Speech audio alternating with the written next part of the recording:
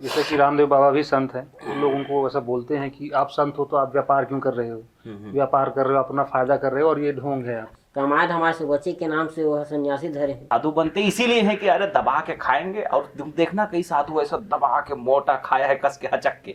माता जी अभी भी मेरे को बताती है कि कई बार वो 100 रुपए की मजदूरी करने अभी भी आज के डेट में जाती है। शुरू से आज तक स्ट्रगल रहा है, अभी भी स्ट्रगल है, आगे भी स्ट्रगल रहेगा। रतन टाटा के नाम तो हम सब जन सुने हवन। वो आदमी जिन हाँ उद्यमी के काम करत करत अपन जिंदगी के 90% या ओकर से भी ज़्यादा की जो कमाई हावे वो कमाई ला वह जन सेवा में लगाते हैं। पतंजलि के फाउंडर रामदेव बाबा जिनला हमन हाँ योग आचार्य मानता, वह हा धीरे से सन्यासी के साथ पतंजलि के व्यापार ला बढ़ाइस, आयुर्वेद के व्यापार ला बढ़ाइस, और आज के डेट में हम लोग व्यापारी भी मानता और हमारे देश के अर्थव्यवस्था ला मजबूत करे के एक आधार स्तंभ मानता। ऐसने हम हमारे छत्तीसगढ़ में एक जन शख्सियत हावे जिन हाँ उम्मीद से परे एक छोटे से उम्र में घर ला छोड़िस, सन्यासी के जीवन धारण करिस और इतना अपन अलग व्यक्तित्व रखे हावे कि दुनिया समाज से एकदम इतर कि ओला पहचानना मुश्किल। देखे में ऐसे लगे जैसे कि आपे घर के लड़का हरे, जमीन से जुड़े हुए आदमी जिनला लगे नहीं कि यह बहुत बड़े उद्यमी हो सकते हैं। उद्यमी ऐसे जेकर अमेजोन तक में बड़े बड़े शार्क टैंक तक में ओकर काम गया हवे, और छत्तीसगढ़ के वो पहला व्यक्तित्व है जिन हाँ अपन काम ला छत्तीसगढ़ में से बाहर पूरा विश्व स्तर में लेके गए हैं। ओकर जीवन से हम प्रभावित हन, हमारे दर्शक प्रभावित हो, आप प्रभावित हो कि जीवन ला कैसे जिए जा सकते और कैसे अपन आय के स्रोत बनाए जा सकते हैं। तो आवा मिलतन हमारे देवकर साहब जी से। धन्यवाद। कैसे हो आप मन? बहुत बढ़िया, बहुत अच्छे हैं। बहुत दिन से मिले की इच्छा रही साहब मन से। धन्यवाद। हमन हाँ आप मन ला तो पर्सनली जानते हैं, पर हमारे दर्शक मन हाँ शायद तक आप जिस तरीके से संन्यास जीवन जिया था ओकर कारण से आप लोग को नहीं जाना है कि आप देवकर साहब ला देवकर साहब के रूप में कैसे देखते हो, या कौन हरे देवकर साहब? मैं अपने बारे में अगर ऐसा कहूँ तो देवकर साहब एक समाज सेवक है मूलतः, जो समाज के अलग अलग कार्यों के लिए लगा हुआ है और समाज के लोगों को आगे बढ़ाने में अपना योगदान दे रहा है। बस यही है। और आपका शुरुआती जीवन कैसा रहा? देखो, अब बचपन की बात अगर करें तो बचपन तो मेरा एक छोटा सा गांव है, खिसोरा करके एक गांव है जो कि धमतरी जिला में है, नयापारा राजीव के पास में है। तो जन्मभूमि तो गांव वो है मेरा, लेकिन जो जन्मभूमि है और जो मेरी कुछ प्रारंभिक पढ़ाई जो है, जैसे 10th तक की जो पढ़ाई थी वो गाँव की रही। उसके बाद जो हमारा जो आगे का जीवन रहा वो संन्यासमय जीवन, गुरुकुल वाली जीवन, अध्यात्म वाली जीवन, वो जीवन रहा। सन्यासी के जीवन में मोरू भी इंटरेस्ट है। आप मन के जीवन में बहुत पहले से आए, कब आए और कैसे आए? देखो, मैं तो 2005-06 में निकल गया था। तो अब आया कैसे ये है कि देखो, एकाएक तो कुछ नहीं होता, और जो एकाएक आने वाला है वो आएगा और चला भी जाएगा। जैसे आज आपका घर में झगड़ा हुआ, अब मन बदला, भैया अरे भाई के मैं चाहता हूँ यार भाई के साधु संत बनूं कि निकल निकलोगे आप, ठीक है, लेकिन ये क्या क्षणिक वाला है। तो आप 4 दिन उधर रहोगे और फिर संतों में जब काम बताएंगे और चीजें वैसी होगी, अरे यहाँ तो और दूर है भैया, फिर यहाँ से भग के वहीं जाओगे। ऐसा होता है बहुत जगहों पे हुआ। घर में झगड़ा हुआ, पत्नी झगड़ा हुआ, माँ बाप से झंझट हुआ, साधु बनने चल देते हैं, और फिर वहां कुछ हुआ तो फिर घर में चल देते हैं। ऐसा बहुत लोग करते हैं। सन्यासी वो बनता है जिसका अंतःकरण में संस्कार है, बचपन से संस्कार है, बचपन से अध्यात्म है, वही उस चीज को टिकता है, वही लंबे समय तक रहता है। तो मेरा क्या हुआ कि बचपन से मेरी माँ जो है मुझे शुरू में रामायण पढ़ने के लिए बोलती थी, गीता पढ़ने के लिए बोलती थी। तो उनको पढ़ के सुनाता था, क्योंकि मेरी माँ पढ़ी लिखी नहीं थी। तो उनको सुनाते पढ़ाते पढ़ाते मैं भी पढ़ रहा था, मेरे भी संस्कार बन रहे थे। इसके साथ में एक चीज और हो रहा था, हमारे घर में मेरे जैसे संत महात्माओं का आना होता रहता था, उनको देखता था। आदमी जैसा देखता है, जैसा पढ़ता है, जैसा सुनता है, वैसा वो बनता है, बोलते हैं, और ये सच है। मेरे साथ वो हुआ।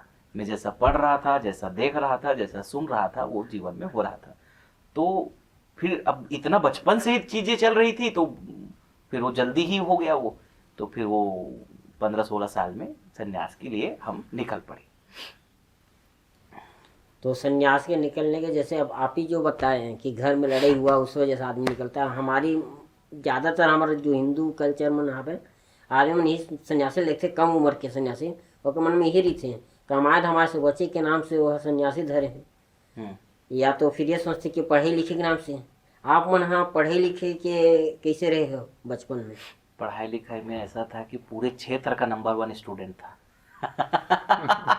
इसके अलावा उसमें ऐसा है कि नंबर 1 स्टूडेंट होने के अलावा, मतलब अब जैसे बताया गरीब परिवार में जन्म लिए, तो मुझे अच्छी तरह से याद है कि सवेरे 4 बजे उठता था, ठीक है, 6 बजे तक पढ़ता था। 6 बजे फिर जब जैसे ही रोशनी हो जाती थी, तो जब काम नहीं मिलता था तब तो पढ़ते ही थे, लेकिन कोशिश करते थे कि कोई काम मिल जाए।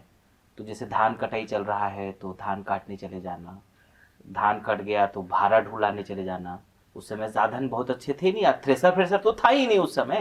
शुरुआत में तो उस समय कहाँ था चीजें, तो वो सब चीजें करना, सीला बिनने जाना, ये सब चीजें। और नहीं हो रहा है तो किसी घर काम चल रहा है तो 2 घंटा काम में चले जाना, तो उससे 1-2 रुपया, 5-10 रुपया ऐसे पैसे मिल जाते थे।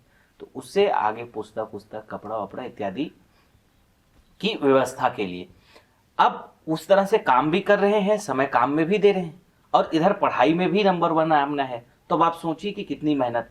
फिर सवेरे 4, और छोटा बच्चा को 4 बजे उठना बहुत मेहनत का काम। 4 बजे उठे, फिर उधर रात को 10 बजे सो रहे हैं।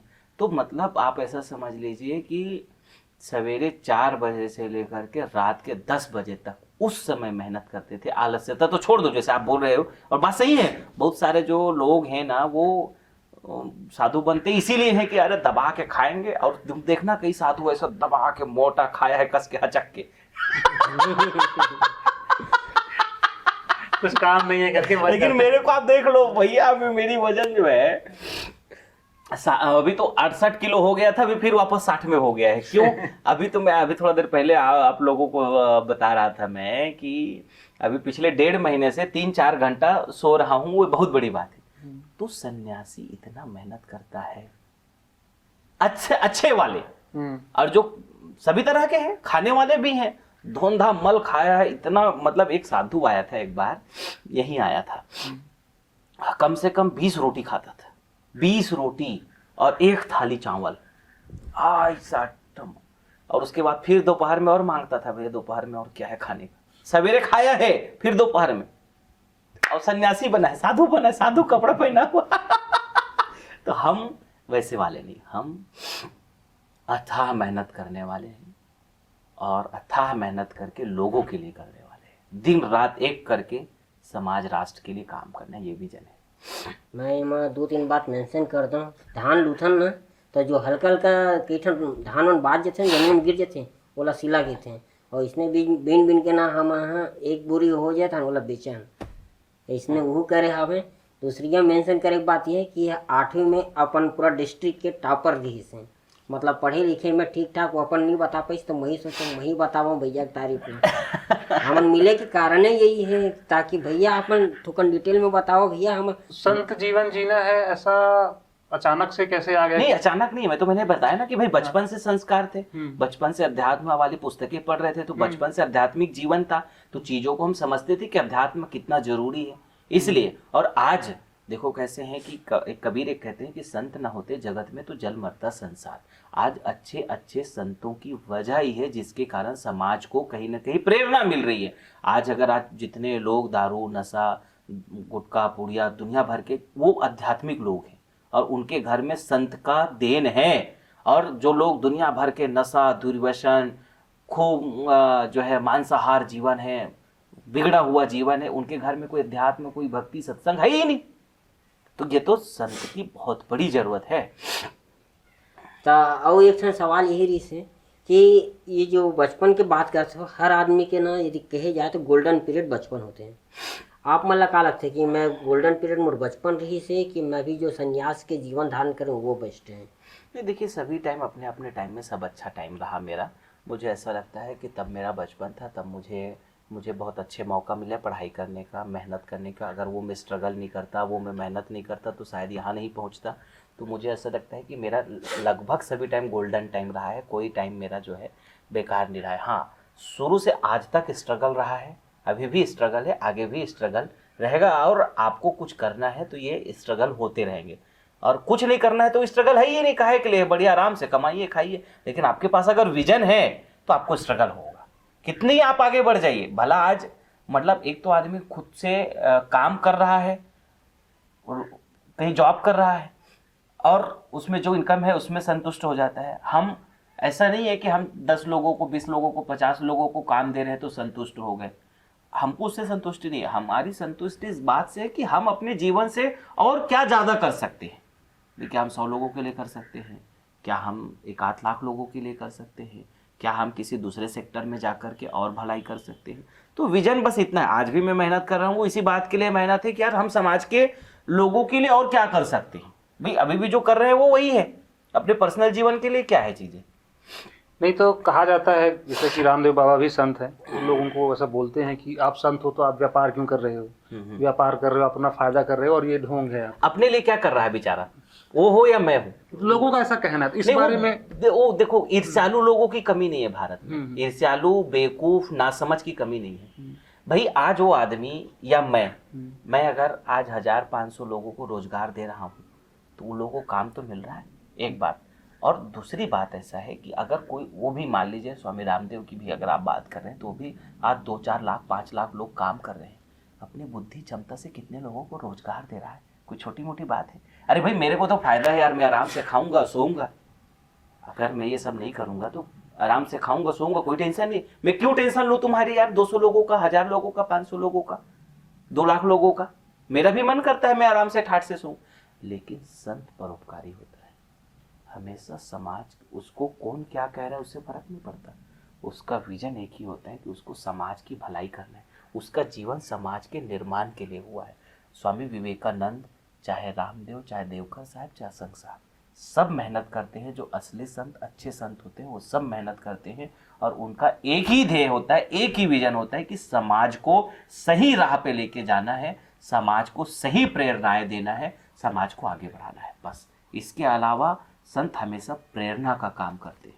आज रामदेव बड़ी प्रेरणा का काम कर रहे हैं। उनसे प्रेरणा लेना चाहिए कि एक सन्यासी आदमी होकर के इतना बड़ा काम कर रहा है और अपने लिए क्या कर रहा है वो बताओ। ना उसकी पत्नी है, ना उसके बच्चे हैं, ना परिवार है। जो कुछ भी कर रहा है वो समाज के लिए तो कर रहा है, ट्रस्ट के लिए कर रहा है। मेरी अपनी बात बताओ, मेरी अपने पर्सनल जीवन में क्या है?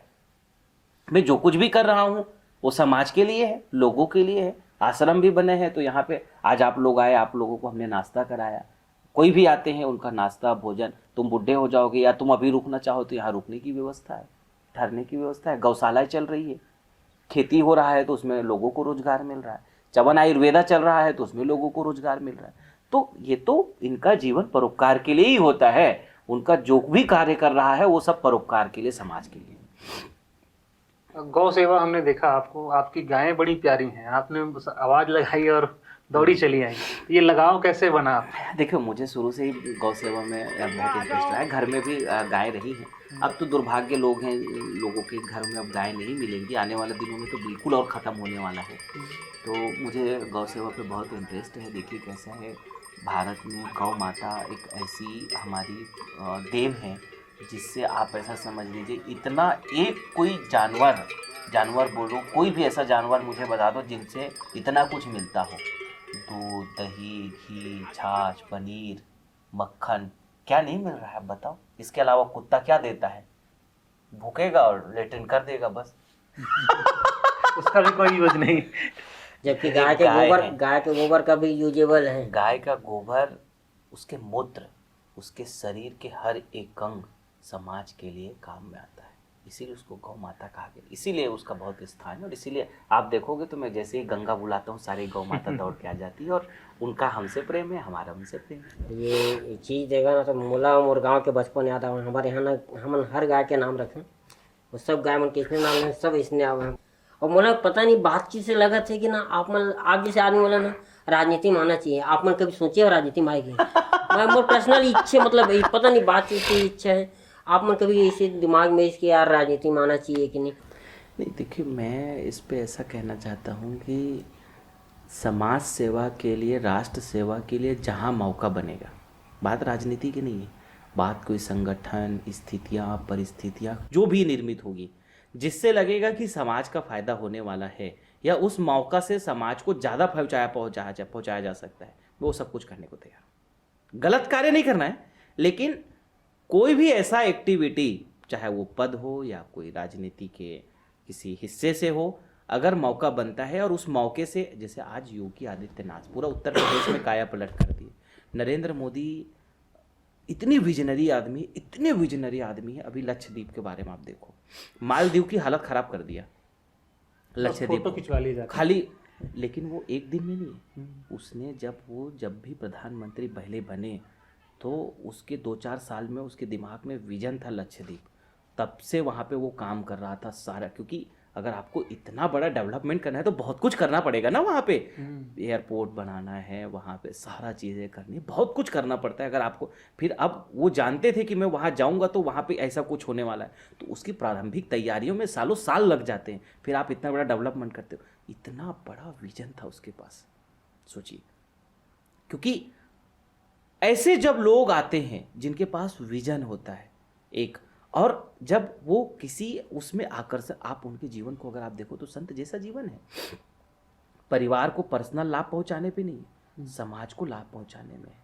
तो मुझे ऐसा लगता है कि योगी आदित्यनाथ जैसे, नरेंद्र मोदी जैसे अगर विजनरी लोग जो किसी बुराइयों में नहीं लिप्त है या किसी विशेष आकर्षण में नहीं लिपता है या मोह माया में नहीं लिपता है, मोह माया भी बहुत गलत कराता है आदमी को। आदमी अपने दिन रात बेटा बेटी के चक्कर में लगा रहता है, तो आदमी अपना बेटा बेटी के लिए बनाने में लगा रहता है ना।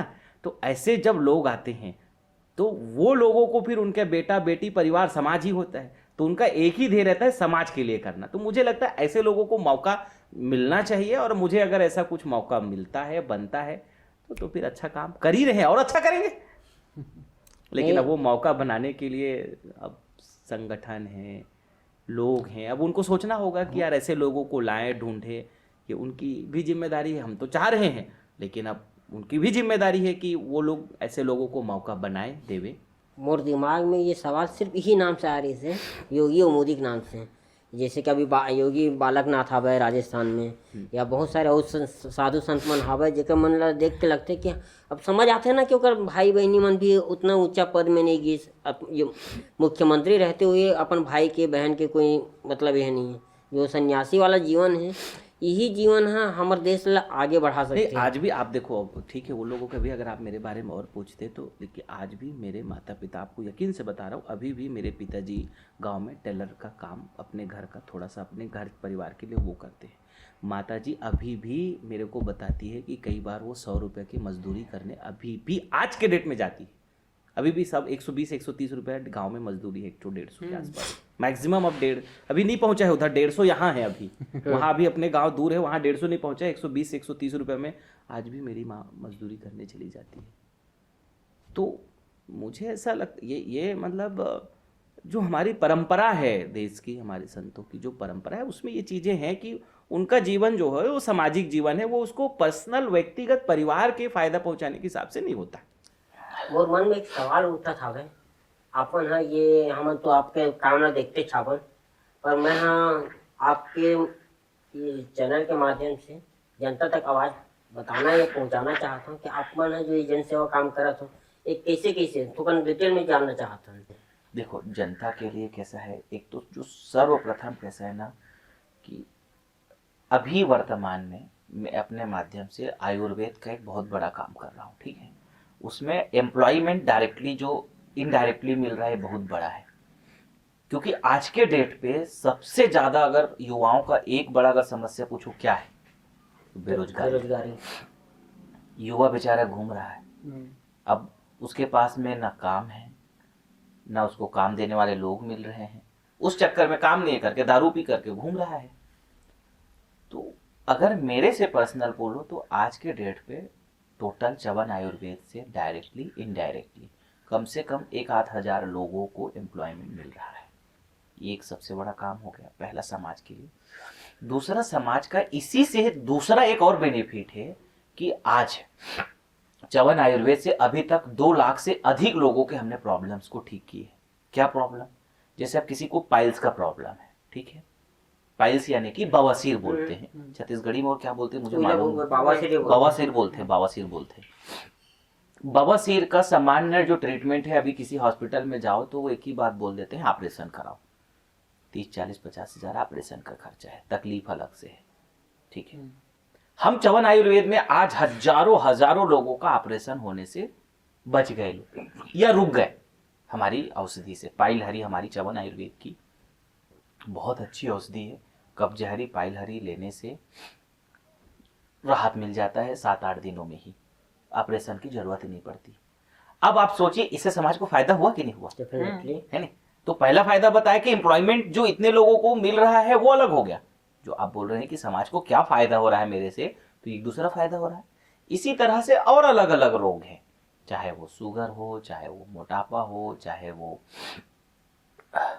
घुटनों का दर्द हो, कमर का दर्द हो, सफेद दाग हो, कमजोरी हो, तरह तरह के और भी प्रॉब्लम्स होते हैं लोगों को। उनके प्रॉब्लम का अगर वो बहुत लंबे समय से परेशान है और उनका प्रॉब्लम ठीक नहीं हो रहा था, लेकिन हमारी औषधियों के कॉम्बिनेशन से, हमारे इस प्रकल्प से अगर उनको लाभ मिल गया तो कितनी बड़ी लाभ है। कोई अगर मान लीजिए घुटनों के दर्द, जोड़ों के दर्द से बहुत लंबे समय से परेशान है, सब जगह प्रयास कर लिया, नहीं उसको राहत मिल रहा था, हो सकता है हमारी औषधियों से राहत मिल जाए। तो ऐसा हजारों लोग अब हो चुके हैं जिनको वो राहत मिल रही है। तो वो भी तो समाज के तकलीफ वाले लोग थे ना, उनको फायदा हुआ ना मेरे से। तो ये तो जन समाज को जो फायदा हो रहा है वो ये। इसके अलावा विचारों का परिवर्तन, भाई अगर अब हम लोगों को, अगर हम उनके में बहुत सारे कार्यक्रम करते हैं, मोटिवेशंस वाले कार्यक्रम स्कूलों में, अलग अलग जगहों में, अगर आपका विचार बदल गया, मैंने आपको आइडिया दे दिया कि भाई आप ऐसा करो कि थोड़ा सा खेती में ये इनोवेशंस करो। आप अभी तक धान की खेती कर रहे थे, साथ में उसमें थोड़ी मिर्ची लगा दो, थोड़ा इस स्तर पे प्रयास करो, तो आपका इनकम बढ़ेगा ना। तो एक वो भी हम समाज के लिए, ये भी एक बड़ा काम है, लोगों को स्वावलंबन सिखाना, स्वावलंबी बनाना, लोगों को आर्थिक रूप से सक्षम बनाने के लिए प्रयास करना, ये भी तो एक बड़ा काम है। तो एक ये काम भी कर रहा हूँ। इसके अलावा जो समाज का एक बड़ा सेवा है, जो सभी समाज का नैतिक जिम्मेदारी बनता है गौ सेवा की, तो वो गौ सेवा भी आज हम अपने माध्यम से भी कर रहे हैं, लोगों को प्रेरणा भी दे रहे हैं। आज हमारे पास 200 के से अधिक गायें हैं, उनकी सेवा कर रहे हैं। इसके अलावा स्वदेशी, आज हमारे देश की इकोनॉमी के लिए सबसे बड़ी अगर कोई ज़रूरत है तो हमारे स्वदेशी उत्पादों की, स्वदेशी स्टार्टअप्स की, स्वदेशी चीज़ों की बढ़ावा की। भाई आज चाइना 18 ट्रिलियन इकोनॉमी पे, अमेरिका 32 ट्रिलियन इकोनॉमी पे, जापान 12 ट्रिलियन इकोनॉमी पे। अमेरिका की जनसंख्या मात्र 32 करोड़ रुपए है, 32 करोड़ लोग हैं, मात्र 32 करोड़ है, और इकोनॉमी उनकी 20 ट्रिलियन के पार है, 20-21 ट्रिलियन है, ठीक है। जापान कितने लोगों का देश है? 5 करोड़ लोग हैं जापान में, सॉरी 12 करोड़ लोग हैं, और 5 ट्रिलियन की इकोनॉमी है। चाइना, हमारी जनसंख्या अब चाइना से ज्यादा है, लेकिन चाइना की इकोनॉमी 18 ट्रिलियन है। हमारी इकोनॉमी कितनी है? अभी कुछ समय पहले, मोदी से पहले तो 2 ट्रिलियन से भी कम था। तो नरेंद्र मोदी के विजन और बहुत सारे उनके कार्यों की वजह से हम अभी 3+ ट्रिलियन पे आए हैं। आने वाले दिनों में हम बहुत तेजी से बढ़ रहे हैं, यही वजह से कि हम स्टार्टअप्स को बढ़ावा दें, लोकल चीज़ों को बढ़ावा दें, स्वदेशी को, क्योंकि बहुत सारे लोग काम कर रहे हैं लोकल फॉर वोकल्स में। हमारी इंपोर्ट्स धीरे धीरे कम हो रही है, एक्सपोर्ट्स बढ़ रहे हैं, तो इसी से हमारी इकोनॉमी ग्रो करेगी ना। तो इस चीज़ पे स्वदेशी जागरण का काम कर रहे हैं। तो इस समाज के जो कार्य, आपने पूछा क्या क्या कर रहे हैं, वो ये सब कार्य कर रहे हैं। बात जो चीज़ें हमारे लिए एकदम लगता था कि हम ये काम की चीज़ें नहीं हैं, हम इसको काम नहीं मानते थे, आप ये बता रहे हैं कि ये भी काम है और इन चीज़ों से भी तुम रोजगार क्रिएट कर सकते हो। बिल्कुल, ये बहुत बड़ा काम हमारे है। लिए आप सच्ची आदर्श हो। और ये मैं आपके जरिए जम्मू दर्शक दिखैया मतलब सब लोग कहना चाहूँ कि भैया आप मन हैं छोटे स्तर से भी बड़े स्तर तक पहुँचे जा सकते हैं। मैं बड़े स्तर से याद है, आप मन हाँ ये अमेजन तक कैसे पहुँचे हो? हाँ, वो लंबी कहानी है, लेकिन फिर भी बताता हूँ शॉर्ट में। वो छोटे बताओ, हाँ काबर वाकई में समय कम है। तो देखो कैसा अगले पॉडकास्ट में करूँ ना, इसके में थोड़ी करूँ। देखो कैसा हुआ था कि स्टार्टअप्स में धीरे धीरे हम बहुत अच्छे प्रयास तो कर ही रहे हैं, एक अच्छा काम कर रहे हैं। छत्तीसगढ़ की अगर टॉप 4 स्टार्टअप्स का जो सर्वे आता है INC42 जो सबसे ज़्यादा सर्वे रिपोर्ट देता है, उसमें 4 स्टार्टअप्स का नाम आता है।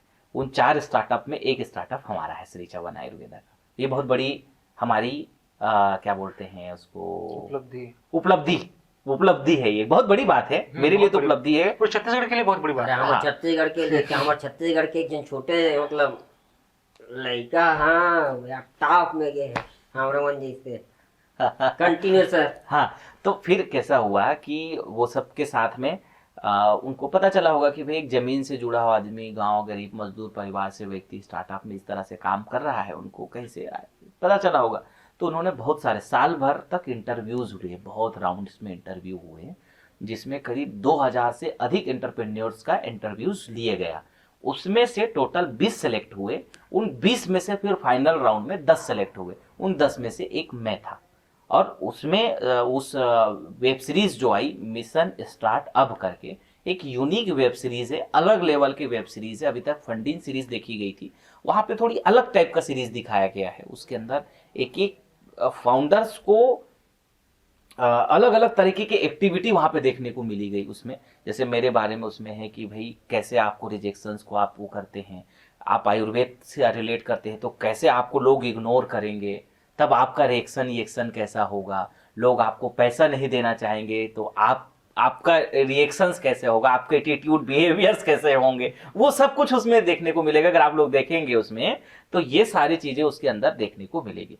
तो वहां तक पहुंचना, और अमेजोन प्राइम पे मुझे अभी तक मैंने जो जानकारी देखा है, छत्तीसगढ़ से ये पहला ऐसा मुझे सौभाग्य मिला कि हम अमेजोन प्राइम के माध्यम से पूरी दुनिया तक अपनी बात को पहुंचाने का मौका मिला है। छत्तीसगढ़ का कोई स्टार्टअप है, कंपनी है या व्यक्ति है जो उसमें गया, ये मुझे ऐसा लगता है एक बड़ी बात है।